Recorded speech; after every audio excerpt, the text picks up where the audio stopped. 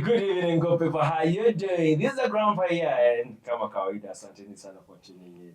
Sunday, it was fireworks. Even we are Gen Z and dating, there was a huge debate and a clear difference between the boomers, the Gen X, whatever generation it was a big debate. Today we are going to be having a great conversation with Miss Olivia. Hi, my name is Liv. Let's get into this topic. Yeah, how are you doing? I'm okay. How are you doing? I'm great. Now, Olivia, let me ask you. First of all, you're a student of psychologists, and you're Yes. Very nice. Very nice. Now, today you're going to be speaking about Gen Z dating. And I just want us to pick up from where we left. Now, I just want to see where they left.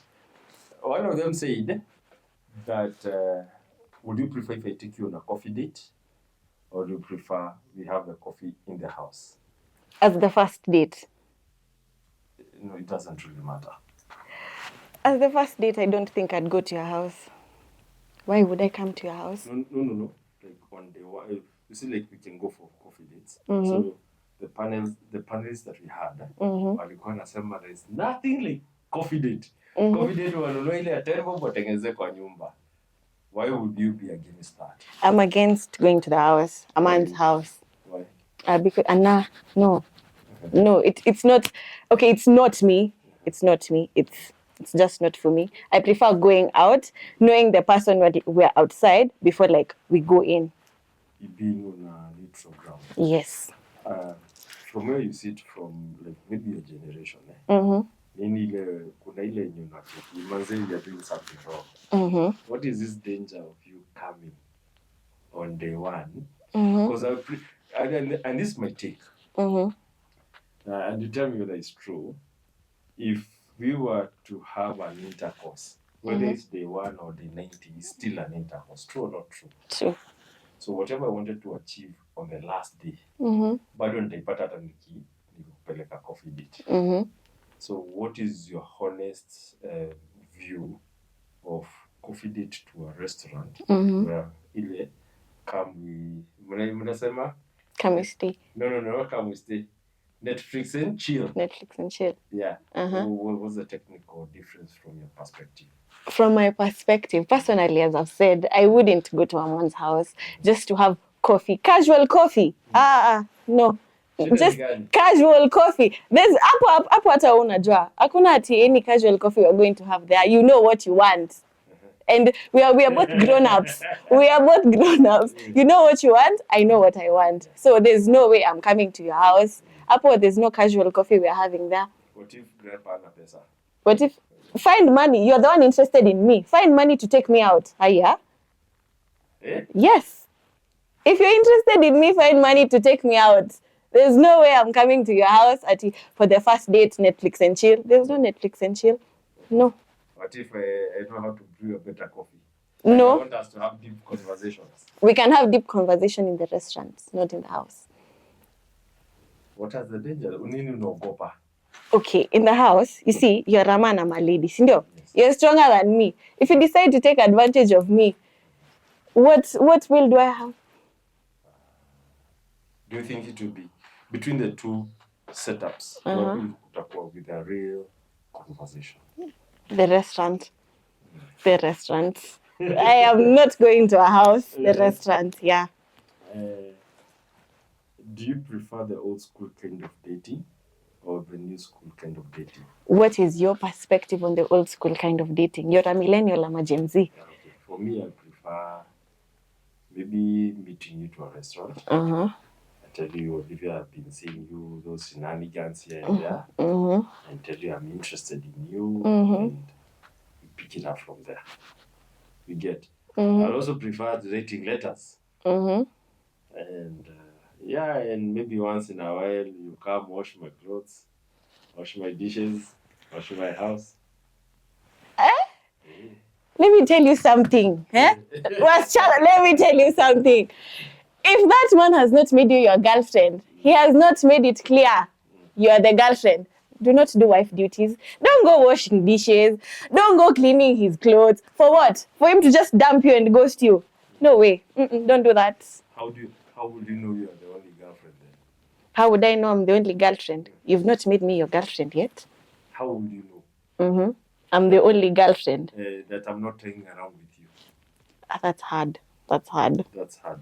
That's hard. That's hard to comprehend. So how from where you sit, I'm sure you sit in girls' circles. How are you finding them dating? What is the stories behind their dating? Stories behind dating. Okay, for majority of the Gen Zs, they prefer you start with a talking stage. You go to like a situationship. If the talking stage doesn't work out, you just ghost each other. Talking stage is that point you're not in a relationship. Like it's like me and you, for example.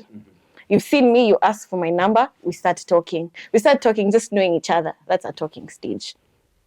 How long is it? It doesn't have a time limit. It doesn't have a time limit. Yeah, it depends with the both of you. It depends with the both of you. You see, like for us, we prefer deep conversations. Like heart to heart. What about you guys? Yes, we do the same thing. But for Gen Z, there's a lot of bullshit going on. It's just a lot of bullshit going on. A lot of bullshit goes on in talking stages. Yeah. You find like we are talking, I'm attached, you're not attached. I get jealous because you're talking to another girl. Nowadays, you guys feel jealous? Yes, we do. Yes, we do. Yes, we do. Yes, we do. Yeah. And maybe ukiangalia psychologically, do you, between millennials and Gen Zs, who have been able to have the stamina of handling a relationship? Between the millennials and the Gen Zs, I feel like the Gen Zs have it. For the millennials, do you know you millennials? You millennials are very hard to handle, number one. I'm not attacking you guys, but you guys are very hard to handle. In terms of everything. You're very stubborn, number one. You don't want to be open-minded to things. Like? You don't want to be open-minded. Like, I tell you, we're in a talking stage. A millennial and a Gen Z, we're in a talking stage, right? You want me to come wash your clothes. You want me to come cook for you. You want me to come wash your dishes. And you've not made me your girlfriend. You're sick in the mind. Okay, when you're saying I've not made you a girlfriend, how do you want to be made a girlfriend? You ask me vizuri. There's a whole process of asking me to be your girlfriend. There's no way you're just asking me over text, will you be my girlfriend? No! Take me out. There's a cake, dessert there. The dessert should be written, will you be my girlfriend? Exactly, like that. Jesus and then Christ. I'm there to decide if I'll say yes or no. After going that expense? Yes. You people are not okay. We are. That is only standards. Those are standards. Those are our standards. What if I am not capable, but I'm interested in you? You're not capable. Let me tell you something. A man who's interested in you will invest a lot on you. Am I right? To me, not really. What do you mean? For example, maybe a cake with that kind of paraphernalia will cost around maybe 5 to 1,000. Unatanitisha basi pesa hizo? No, not really. Not really. But I will. Me personally, I will. Why? You're the one who wants me. If you ask me to be your girlfriend, I become your expense. Yes. If that means kama ninauza mboga, you join me in selling the mboga. Exactly. We go together. Wow. Okay. Yes. Okay, that's a good thinking. Yes. So you'll want. So you guys are going to. You see, like the way.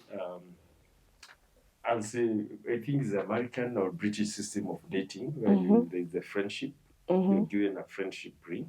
You're given is it a commitment ring that I've asked you to be my girlfriend, so I'll give you the first ring.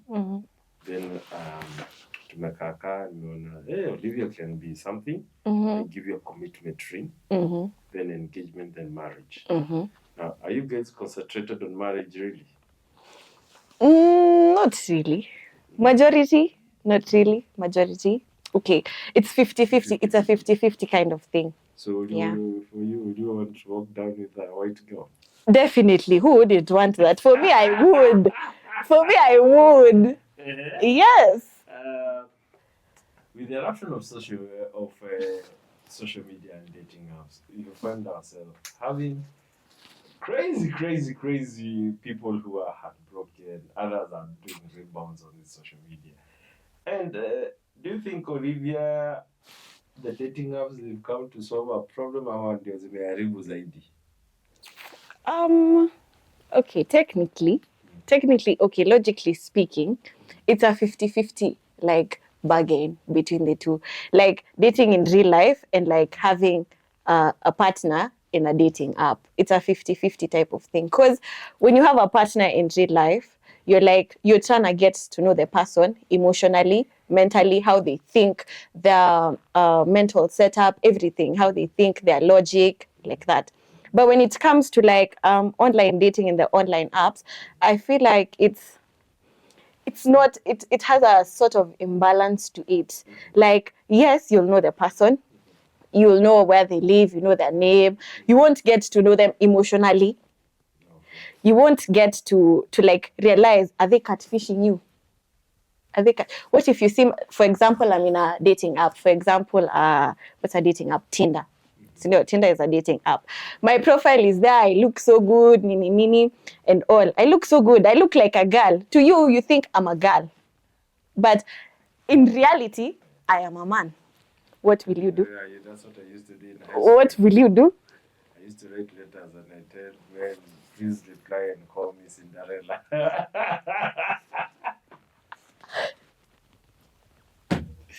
Yeah, because I find my view. I think they're good apps. People will connect. But I think the rate of infidelity is also going to get high. Exactly. Because if I know if I drop Olivia now and I go to TikTok, I'll get someone else. That makes me feel we do not have the mental security, like the way things were. You get it? And from where I sit, I think you girls are taking the narrative, the Gen Z girls. There's something you've seen that maybe you've not seen. Something we've seen that maybe we've not seen. Yes. What do you mean by that? Sijui kama notice, I don't know what I don't know how to put it, but sijui ama ni mapenzi kwa real ama ni kuogopana tunaogopana ile like we have to compromise. Yeah, niache ujinga, uache ujinga, we do this. It's like in us millennials, we look at you and be like, I'm not marrying her, but I'll waste her time. You get a millennial to millennial. That's what I feel from where I sit. But with the Gen Z, when you anakuja straightforward, anakwambia grandpa, I'm in love with you. Are we doing this? Yes or no? Why? Why don't you love me? So I find that either you guys are going to reshape the way we've been dating, ama tu kutakuwa na watu tu. Because apparently have not seen a lot of single mothers in Gen Z or I'm wrong. So it's either you guys have got the game right, ama kuna kitu mnajua yenye hatujui. Again, it's 50-50. It's actually 50-50. So when you're saying, so all this comes from the setup ile pale talking stage. Yes. What are some of the questions that you guys ask when you're on first date? When you're on a first date, it depends with the mentality of the person. There's a person you'll take on a date and start asking you your favorite color. What is your favorite color? How does that help me? How is that helping the both of us? Maybe there's a color nikiangalia napata headache. Like what? Like I'm not a fan of female color, like the pink. Those colors I hate them. You never find me in anything reddish. But like it depends. Personally, I think it depends. Anajaribu kubreak ice. You're breaking ice with asking me my favorite color. Are you sick? So how do you want? Well, you're also becoming complicated. No, What I'm saying is, you've asked me to go on a date. Yes. We are going on a date to talk. Get to the point. Tell me what you want. I tell you what I want. It's that simple. There's no point of wasting time there asking each other favorite colors. Favorite colors tutajua tukianza kudate. If we will date. What are some of the questions you want? Abu, now train me now. Nione, if I was to go on a first date, give me like 3 or 4 questions that I will ask. You can ask what's their career path, what they're planning to do with their life. For you to know. Like me, there's no way you're asking me to go on a date and you're just asking me stupid questions. There's no way. You ask me what's your career path? What are you planning to do with life? Perfect. Exactly. Asante kwa kujileta penye nilikuwa nataka. Uh-huh. Now. Uh-huh. Don't you see this then becomes an unforeseen danger? What do you mean unforeseen danger? For example, you're a student studying psychologist, and grandpa has a show like this. I come and tell you, I just want to waste your time. Because you know what, Olivia, you can come on my show, blah, blah, blah, blah, but I just want to hit and run. So, how will you know? Yet I'm like, tell me what you do. Let me tell you, there's a way as women we can read minds. Have you ever heard about the sixth instinct, the sixth sense? That's the instinct of women. You men don't have it. Men don't have instinct. No, it's true. Men don't have that sixth sense. There's a way we will just know this man is playing with me. Either from the way you talk, the way you behave around me, the way like you're just doing things around me, I will definitely tell. You can know what grandpa is thinking. Like you'll have an intuition of. Yes, I can. Depending on how you act when you're with me. No matter how much you try to perfect the way you're going to act in front of me, what we are going to be talking about, I will just tell there's something off about this guy.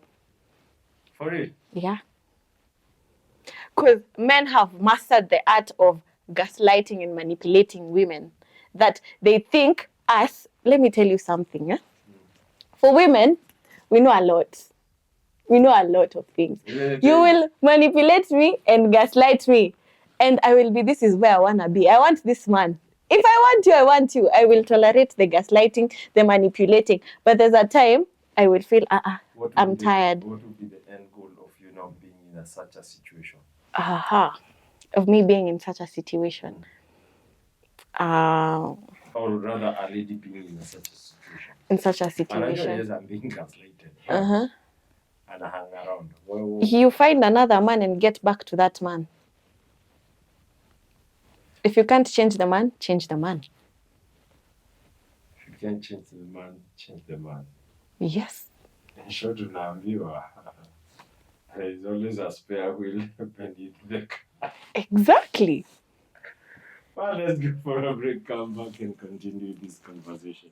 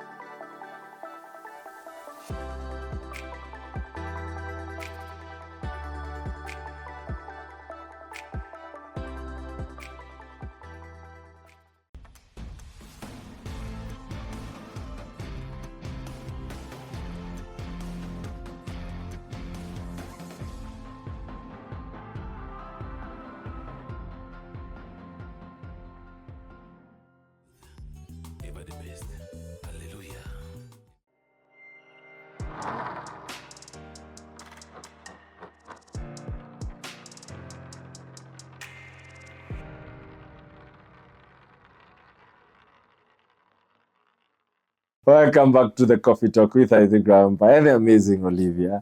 During the break, she has agreed that whatever she's saying, that she'll prefer first date in private, not in public. Olivia, us guys that we are on this side of life, unapata there's a lot of snooping in people's phone, right? Before the show came to be, I was asking a few friends, like a lot of millennials, if you get to a relationship, are you single? Are you dating, or you're dating single? They're like, sisi tunaingia huko mwili mzima, we are in. If you're out, you're out. But you find us would want to play monkey. Would you snoop in your man's phone? Would I snoop in my man's phone? Not really. Not really. Oh, what gives you that? That security. Okay, it depends with the type of man you have. Okay, naturally, men are polygamous, right? Men will have a woman here, a woman there, a woman there, a woman there. Personally, me, as long as you're fulfilling everything I want, I am okay. You go cheating around, it's okay. Go do anything you want. But if I am in love with you, I will go through that phone. Everything. Your Instagram following, you will tell me who this is. Nani? Why are you following her? Why is she prettier than me? Why are you following ladies prettier than me? You find them attractive, right? You're finding them attractive. Olivia, you're a drama queen. Yes, I am. I am a drama queen. Yes. No, on a serious note. Yes, I am.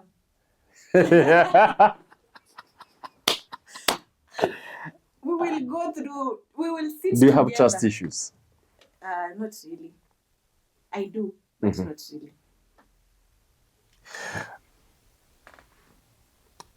So when you date a guy, now I know when I say you, I don't mean you as Olivia, meaning like the whole generation. Because I'm sure you speak, these things are things that we converse. Do you guys want to date a guy for marriage, or you want to date for a fling? A feeling. A fling. You're dating for a feeling. The Genz is feeling. Depends. Yes. Me and my friends go to the club, right? We go to a place. We go to a club. We sit. We order our drinks. We're just sitting there. Me, I'm just sitting here. I spot a guy I want somewhere there. And I tell you now, I will make sure I've made out with that guy, and I will not keep contact with him. That's it and run. Yes. The most painful thing. Yes. I will make sure I've made out with that guy once or twice that night, and then I go, no contact, because I don't know if he has a girlfriend, number one. What if the girlfriend comes after me? What will I do? Another one. Personally, I date for marriage. It's a long term. Yes, I do not fool around with boys. I do not entertain boy bullshit. Don't bring your traumas to me. Do not. If I'm dealing with a man, I'm dealing with one man, and that's it. I'm not dealing with multiple guys. To say me, Grandpa is selling these cups. And Olivia wants a soft life. Will you join me in trading these cups? Yes, I will help you. I'll help you with marketing. I'll help you with anything. We build ourselves together from ground. We build ourselves together. Is it that, the more you talk, the more you are also questioning your own sanity? Is it that you see men?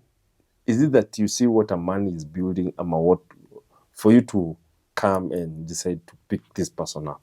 You just see the potential of the person. If the person has no potential, I'll also leave. I'll look for a better man. Yeah.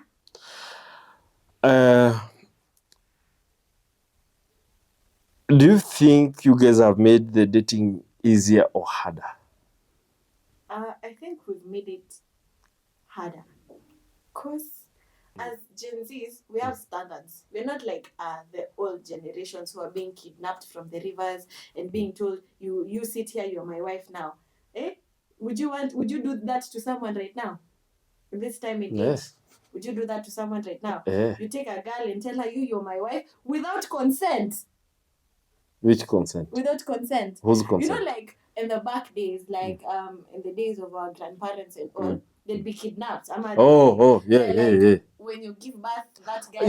Yeah. I think, let me ask you, for example, I make you pregnant. Will you get married to me? No. If I don't want you, I won't get married to you. Why would I get married to you? Just because I'm carrying your child, I get married to you and I don't like you, I hate you, and you want me to stay with you. That is a lot of mental torture for me. I wouldn't. And as long as you're supporting the child, I look for a better man. Okay. Yeah. So, let's also help some Gen Zs out when you're hapo nje. So, is it that you have... I'm trying to understand, when you guys are thinking this way, that means if, let's say, we have a child together and we are co-parenting, you guys is strictly co-parenting. Strictly co-parenting. There's nothing extra. Nothing extra. Nothing. Because, for example, we've had a child together, right? I'm married to another man. I'm married to another man, right? I am committed to this man, not you. We are only related because we have a child together. Yeah. Okay. Okay. In our own madness, tumekosana, we prefer keeping silent. Takunyamazia tu.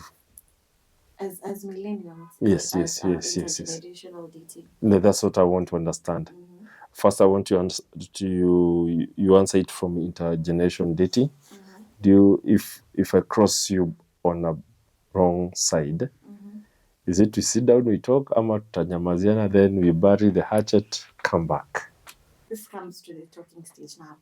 In talking stage, you have to identify your boundaries. You identify your boundaries. You know, I'm not supposed to cross this lane on your part, and you're not supposed to cross this lane on my part. How will I know? You just talk. It's basic talking. No, men, you men don't talk. You just want to sit there, act all nonchalant and all, and you don't want to talk. It's about talking. You sit down, you talk, identify. Me, I don't cross this boundary, so you don't cross this one. Just like that. So with millennials, I feel like with millennials, you guys didn't see the need of identifying boundaries.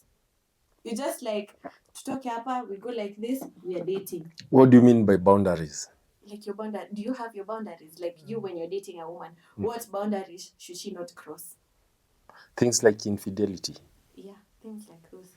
Oh. Yeah, like you tell her, when we do this and this is disrespect to me. Yeah, you should not cross that. And if you cross that, this and this will happen. Yeah, but we really talk about it.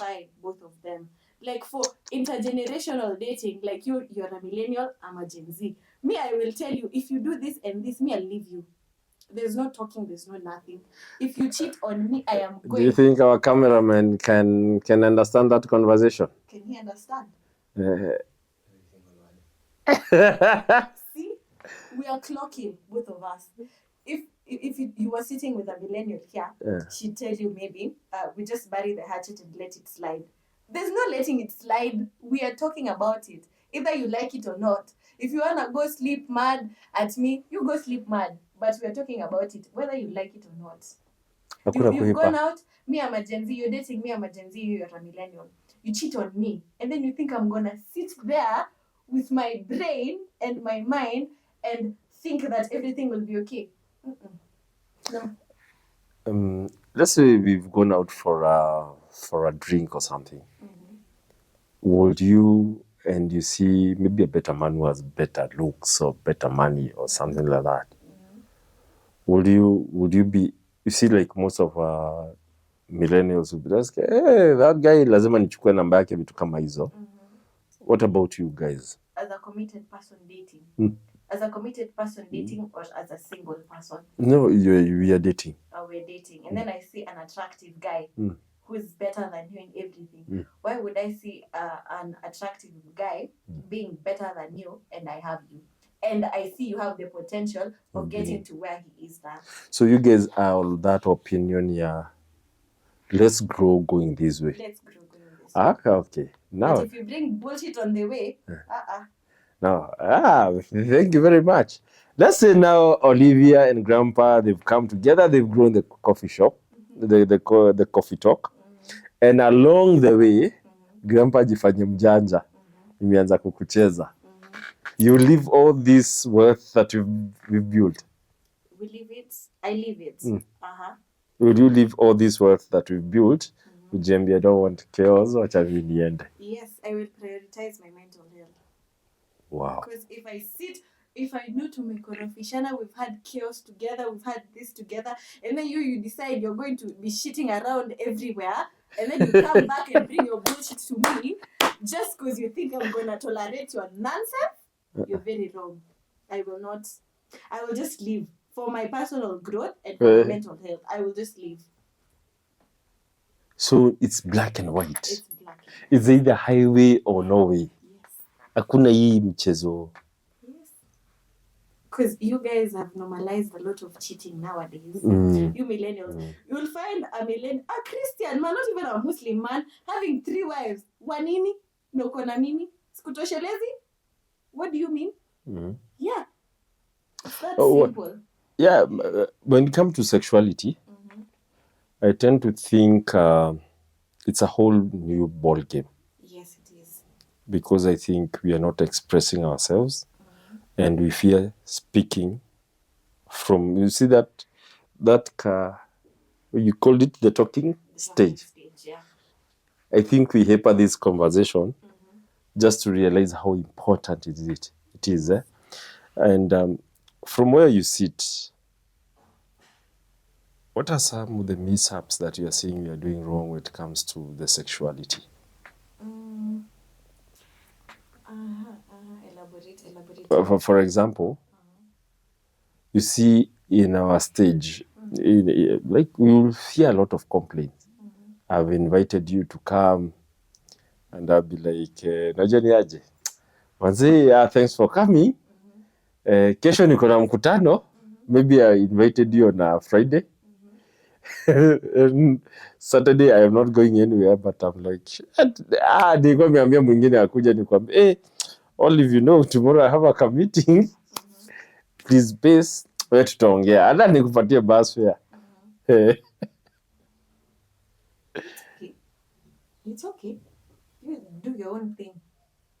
How do you know I don't have another person? Hata me have made the same excuse. How would you know? You won't know. Let's say we are like nimekuonesha there is future. How do you react? This future in us growing together. Yeah, and but having a life and a family. Yeah, together. but grandpa anacheza. And I will know. Girls are detectives. Hey, yeah, girls are DCIs. How? I am DCIs. I will have an app on my phone that is tracking everything on your phone and you do not know. Yes. I will go take screenshots of every girl's post you've liked and then surprise you with it on the No, that is not here or there. It's still there. No. It is. Like I like people's kuna kitu ndo nafanya just like it. Yes. See, you are my man. Why are you liking their post? Wewe acha wewe. Olivia, you're also now gaslighting me. I'm not gaslighting you. That's the truth, and that's the truth as it is. No. No. No. Let's do it actually practically. For example, I see like a post here. Like there's a friend of mine called Bright. I don't know what she's even written. Maybe she's asking for help. I like it. No, it's not about just a post. It's about the picture of the person. If you like something, you like it. If you're pressing the like button, you like what you've seen. Olivia, stop complicating a simple thing. Am I complicating things? Unajua hii show imeanza kuwa funny because you're also talking with our cameraman. Let me is there something like that? There is. As men, you don't have that logic. As females, we do. But let me stop being a joker, bana. I'm not being a joker. This is a very serious talk show. I'm not being a joker. Will you like other people's posts? No, I won't. And I'm in a relationship. I will not. Because I respect that person.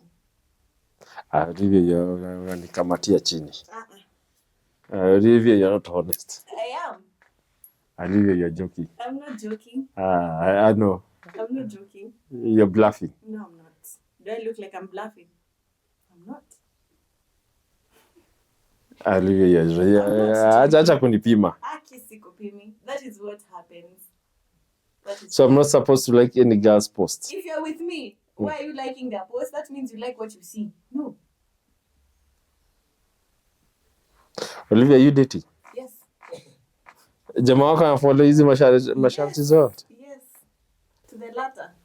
Because we talked and we put our boundaries there.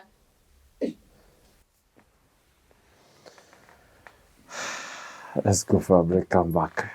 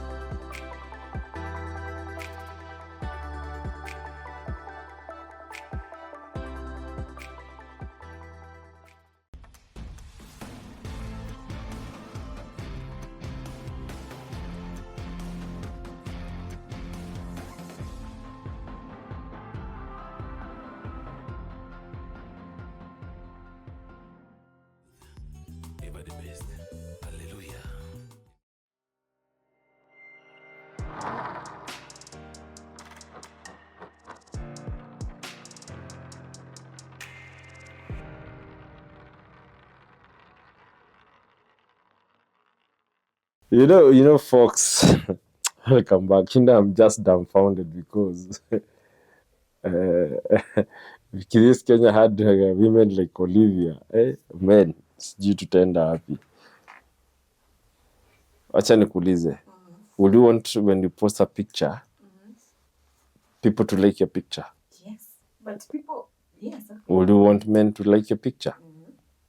So, these men, are they not someone else's boyfriend? It depends on the boundaries of their relationship. If the girlfriend allows the guy to like the picture, it's okay. But personally, me, my man, no. Not even a chance. Unanipima akili. Sikupimi akili. Not even a chance. Let me ask you. Don't you think that's a petty reason? It is. Why would you uphold it? It is a petty reason. Yeah. Is it fear that you have? I don't have fear. Very secure. But I just don't feel comfortable with it. How will you know that I liked someone else's post? I will see. Instagram has that feature. What if I'm not on Instagram? That depends on you guys. You are millennials. What would you want to do with Instagram? Let's say, like, are you on Facebook? No, I'm not. Why now? What will happen when I'm on Facebook? That is okay. I will DCI and find out. Let me ask you. What are the top petty reasons that you've seen people wakiachana ama vurugi kitokea?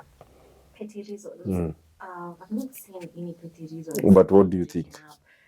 But petty reasons? I think disrespect, but disrespect is not petty at all. Yeah. Another one? I don't think I have another one. Let me ask you. If let's say tumefika home and I find you've not cooked, do you think I have a reason for me to get annoyed? You have a reason to get annoyed? Yeah. Am I from working too? Hatulizani hiyo maswali. No, let's just lay basis and foundation. Umetoka kazi, si ndio? So, and I've not cooked. Yeah. I've not cooked. Si ndio? Umetoka kazi, na mimi nimetoka kazi. Ile kuchoka umechoka, pia mimi nimechoka. Si ndio? And you still want me to cook. So how do you want it to happen? And you still want me to cook. No, how do you want it to happen? How do I want it to happen? We order food or something. Because there's no way you're tired, I'm also tired. You are resting me, I'm going to cook for you. That doesn't make sense. You wanted a wife, you didn't want a house help. So what is your role in my life? Your role, being a wife. What is that? Satisfying you sexually, being there for you emotionally. Like that. And raising your kids. Not a house help. Because umetoka kazi, nimetoka kazi. We're both tired. If I'm a housewife, na sijatoka kazi. How many of your girlfriends think the same you're thinking? All of them. How many are single? How many are single? I think one. Yeah, I think one. I would like to interview her. Na nijue kwenye shida iko. Shida iko wapi? Don't you think bullshit? She's also studying psychology? No. She's doing a different course. Can we say that you guys are also dealing with trauma? Us, we're dealing with trauma. And we're the ones solving the traumas for people. Yeah. What do you mean? Because as a wife, I expect you kuwa umenipikia chai iko hapo. That is millennial. That is not us. Us, we have very different roles. Unaweza nichemshia maji unipelekea kwa bafu? Sikuna shower. Kama spendi shower. That I can, because you need to relax. That I can. Okay. Yeah. So where are you guys? Unanichanganya. At some point I see you're a very good girl. Then at some point you become helter skelter. No, I've not. I'm still the same person as I came to the show. Okay. Why wouldn't you make food? See, we've said, my logic is, you're from work, I'm from work. We are both equally tired. If we're not ordering food, there's no way I'm cooking for you. Ama if we're cooking, both of us go cook. So you want to say we are equal? Yeah, we are equal. There's nothing like you're above me or you're beyond me. No. What are some of the red flags that you look out in a relationship? Red flags. Red flags come in during the talking stage, though. You have to identify the red flags and see if you're gonna tolerate it. Abu, tell me as a grandpa, if I go for this date, what should I look out for? I don't know. I don't know your taste in women. Just tell me, like. It depends on your taste in women or men. It depends. Why would I want to date a man? No, I'm just saying. Don't have me crazy. You're dating a man. I'm just saying. Just give me general, like, flags, like lack of effective communication. They don't know how to communicate their feelings, their emotions. Like, you can be there sitting, she's mad at you and you don't know she's mad at you. You're just there. She's just acting all weird, but you don't know. Yeah. That's one. Another one? Another red flag. Entertaining, for me, and if she's entertaining other niggas, she's entertaining other men. Yeah. In terms of? And she's like your girlfriend and she's entertaining other men. Like, you go through her phone, you see like a guy is... Why would I want to go through her phone? Saying, maybe you just okay, let me give you a better example. Najua mimi sipendi kukaa na madem. Na sakoli yangu ni ya majamaa. Because majamaa wanalanga moshene. Is that a red flag? No, it's not. But how will I know you're not gay? No, not me as grandpa. Ni dem amekwambia yeye atakangi stories za madem, yeye ni mtu wa machali. Hey, apana, there's nothing like that. There's not, to me, there's nothing like that. Me, as my friend, let's say my friend is dating a guy I know. No, let me give you a practical example. My friend is dating, like my single friend, she's dating someone I know, right? Yes. And then her roster or her friend group is just all men. No, let me give you an example with myself. If you come to country music, my shows, it's full of women. Will that be a threat to you? As long as you're not entertaining them, it's not a threat. What do you mean by entertaining? As long as you're not being all touchy, you're not being all talking and sentimental and doing nice things for them. No, I won't. Like what if I'm just like gaslighting them, kuwafurahisha, driving madness? No. So vina yetu tungekwanga vita 24/7. Vita, but sasa kama uwezi, if you can't handle my boundaries, why should we be together? What if that's the PR now side of me marketing? If that's you marketing, that's okay. As long as there's nothing going on between the two of you, and I know and you've established there's nothing going on between the two of you, that is okay. Sasa nimekupata. Let me ask you, how would you feel? Let's say I'm coming to your show, and there are a lot of men. Maybe I'm your wife, I'm your girlfriend and all. I'm just talking to guys. They're just buying me drinks. We're just talking. We're just being funny and all. How would you feel as a man? You see, as a man, you are justified to feel jealousy. So as a woman, I'm not justified to feel jealous? Because men are like God. You do not share kingdom. Same as women. Yes. What do you mean you're justified to feel jealous and I'm not justified to feel jealous? What are you trying to say? You see, now that's when men try to manipulate women. You see? So, Olivia, answer my question. You've come to my show. Youngs, and I come, oh, grandpa, grandpappy, le papi, they're hugging me. That's a no for you. That is a no. So, niwasalimie. Casual. There's nothing like, because embracing someone, hugging someone, that means you have mutual connection. There's no way you're just hugging me just like that. No way. It's just handshake. Naisha hapo. Just like that. No, Olivia, uko serious ama ni mchezo? I am very serious. I'm not playing. I am very serious. Yes. Naweza kuwa the most disciplined human being. Exactly. It's just being possessive. I'm just possessive of who is mine. Let me ask you. We meet, and there's a lady who's like, "Hi, Grandpa, I missed you." What would be your reaction? I'll just look at her with bad eyes. Zile za kumwambia wewe, this is my person.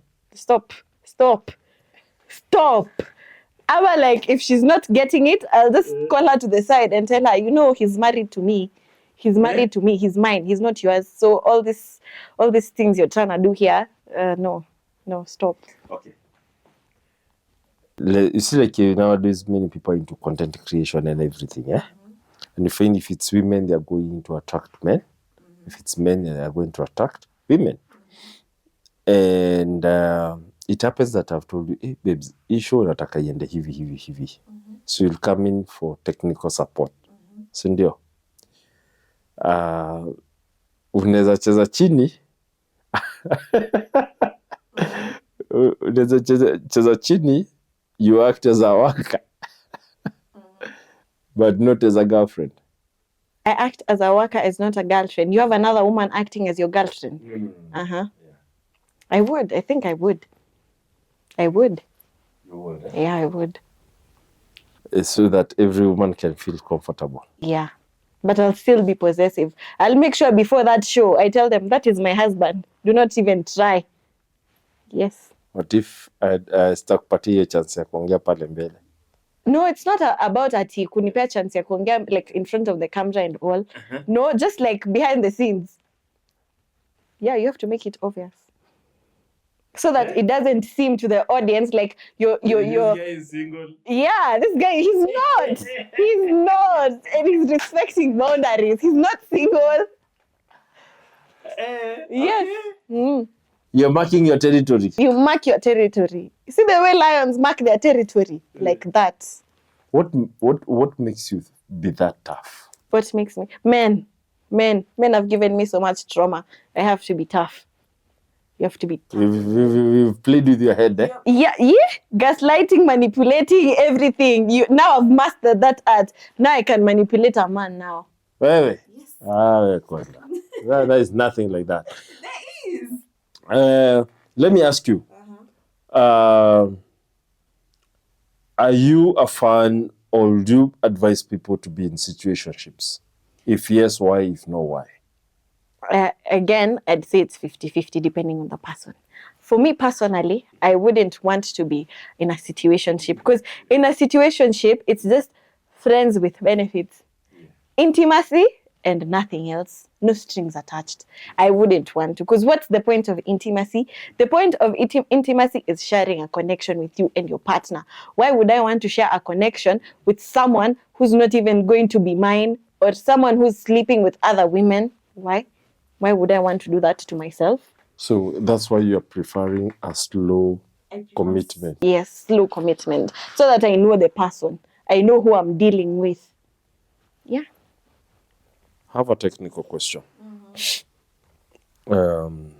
So Grandpa loves Olivia, but Olivia tells me, I'm from a heartbroken relationship, blah, blah, blah, blah, blah. But I can feel there is something, and you tell me I'm not ready for it now. Should Grandpa keep on pressing, or I should back off? Just let her have her space. I just feel like you should let her have her space. Most women will use that excuse to a man they don't want. That's a secret. They'll use that excuse, oh, I'm working on myself, oh, I'm from a traumatic relationship, to a man they don't want. You can be courting me and I'm like, no. And then you caught another girl, she's like, no, I'm from a traumatic relationship. The guy traumatized me and all, and deep down, she just doesn't want you. Or it's actually genuine, she just wants her space. Yeah. When she gets her space and heals, will she come back? She might, she might not.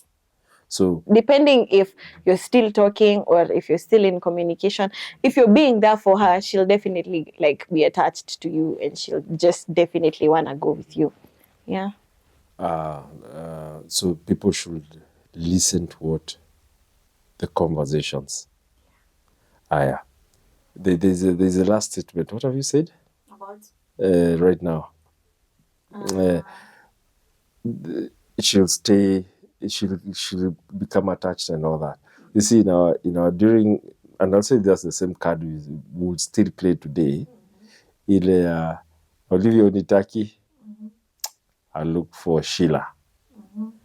Would you be jealous and bring yourself? Kama sikutaki. Why would I be jealous because you have another woman? Unless I liked the attention you gave me. Unless I liked that attention. How do you define attention from a Gen Z point of view? You're just there for me. You're giving me what I want. You're telling me what I want to hear. Yeah. Come on. You tell me what I want to hear. You know, like... The sweet nothings. Yeah, the sweet nothings. You're telling me what I want to hear. Yeah. Will you speak with a man from 10 p.m. to 5 in the morning? All through. I need to sleep. And he's not my man? No, it's njema tu mna... Tunaongea. No, I need my sleep. I need my sleep all through. 10 p.m. to 5 a.m. I have a technical question. Let me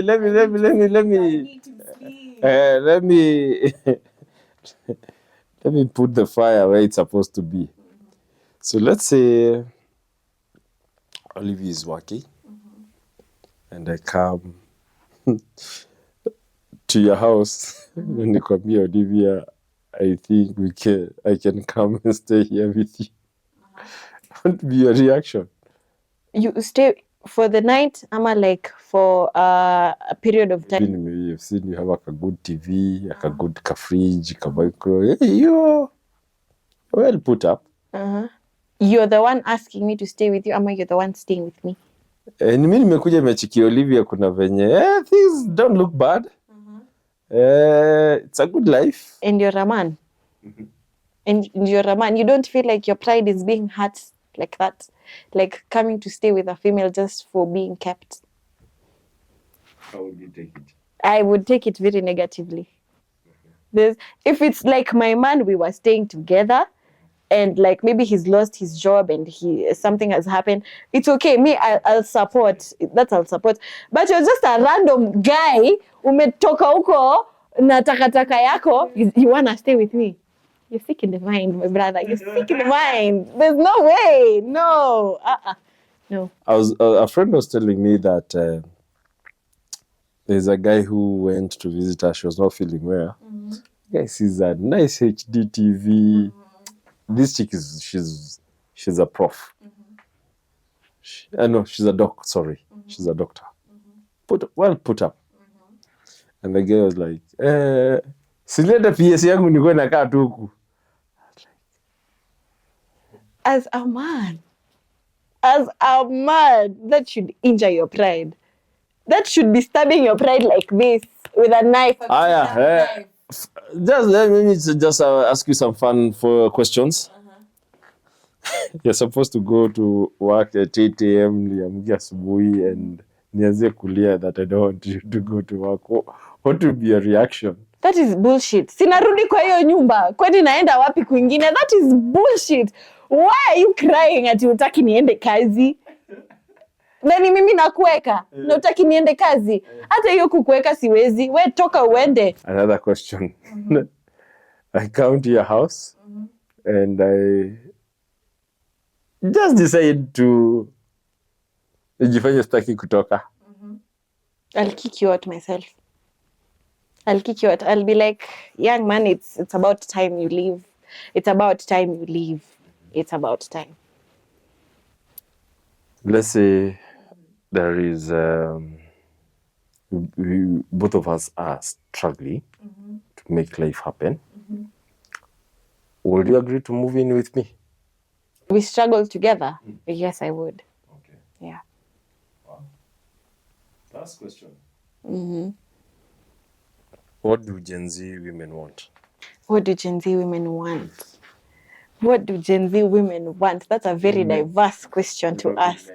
In men, they want a man who's supportive, number one.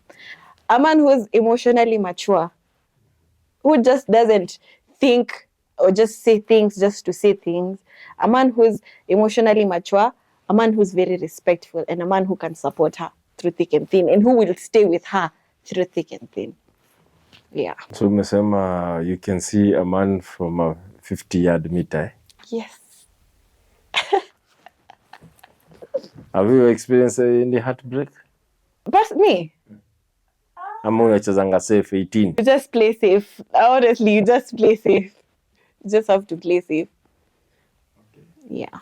So hujapata mtu anakuconfuse vizuri? Hata sitaki. Nitajua tu hata kama nataka kuniconfuse. I'll just... Okay, how... Hizi hata unaniuzie uoga kwa hii set. No, women will know. Tutajua. Cameraman, si ananiuzie uoga hapa? Hata imekubali. Nakuzia woga. No. You're selling fear to me at a premium price, Olivia. No, I am not. No. No, you cannot sell fear to me. I'm not. Honestly, I'm not. I'm just being honest. Unajua Olivia nimekuacha miaka ngapi afu nakuja hapo na you make me seem like I'm fearing you. No, I'm not saying you're fearing me. Unataka kuniuzia uoga? No. What you're saying is what ground venye iko. That is how the ground is. We will know. Men must come up to that level. Yes. Whether na mregezi kamba hata kidogo. Siku hivi si uoga unauza. What smarter men? Men who are smart, men who know what they want. Yeah. What if I'm pretending, Olivia, to be smart? You can't pretend to be smart. I can. With me, you can't pretend. I'll just ask you a question. And Kama. I know this guy is trying to... Kama. Depending on the situation, I'll just ask you a question. Kama Olivia nitakupima hata mimi. Ai.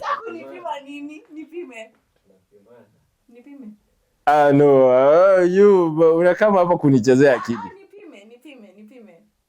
here for that. Let me ask you. Have you ever given a man some money? Have I ever given a man money?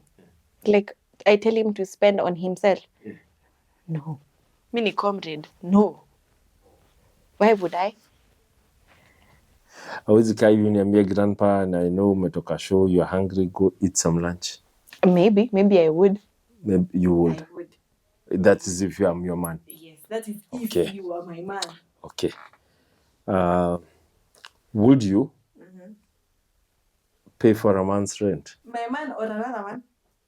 You're dating. We are dating. And do you have a job?